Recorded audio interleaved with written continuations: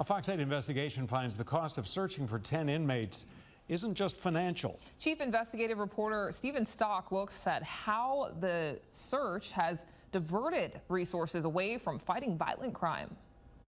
12 days after 10 inmates went running out of the loading dock at Orleans Parish Jail, our investigation finds the cost of the round-the-clock search to recapture them is skyrocketing. A top city official with knowledge of the situation, who asked not to be named, gave us a rough financial estimate for personnel costs tied to the hunt for the inmates. For the Orleans Sheriff's Office and New Orleans Police Department, it's a combined $250,000 a week.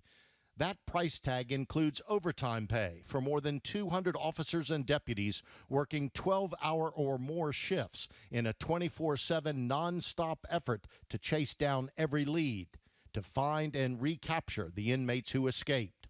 The source says that estimate does not include vehicles, equipment, or employees working extra security or those working in the city's real-time crime center. Right now, the manhunt is where we're putting all of our efforts. So it's a full court press, a lot of overtime.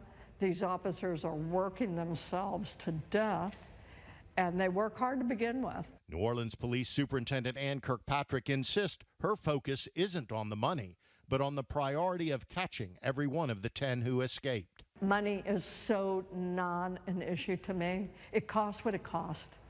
It costs what it costs for your public safety, and I don't think anyone here is going to say boo to me or the city council about the overtime that is spent.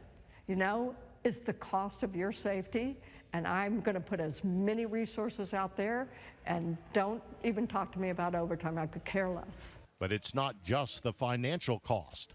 Superintendent Kirkpatrick says important police work on other cases has been put on hold because every officer working on the Violent Crimes Task Force has had to stop and shift focus to the inmate search. We work a very effective strategy on our violence reduction strategy, gun violence reduction.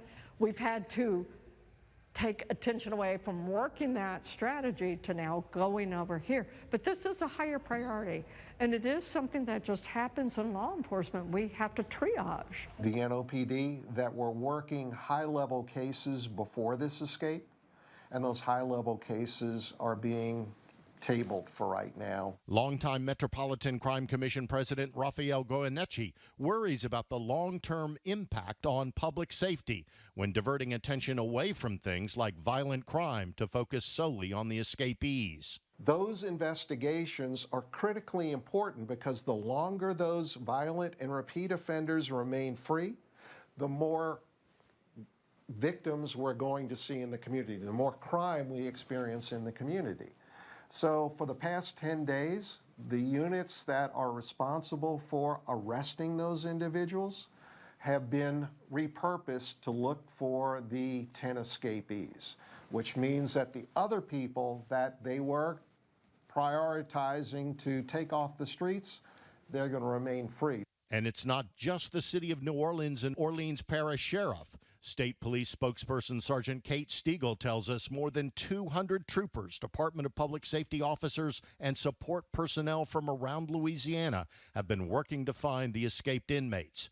And a top local federal law enforcement source tells us as many as 100 federal agents from the FBI, ATF, U.S. Marshals Service, and Homeland Security have also joined the search.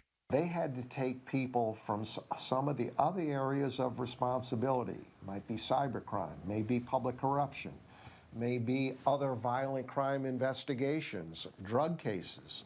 So they had to repurpose and redeploy the agents that were working. Both Goyeneche and Kirkpatrick say it's a necessary price for bringing every escaped inmate back into custody. They have to prioritize. They can't do two things at once. This is all hands on deck. These are known violent offenders, and they have to be recaptured. Obviously, all the attention is here. All of the manpower and resources in an intense form is here within the city and our region. So it is not a matter of, are you going to get back in custody? It's when.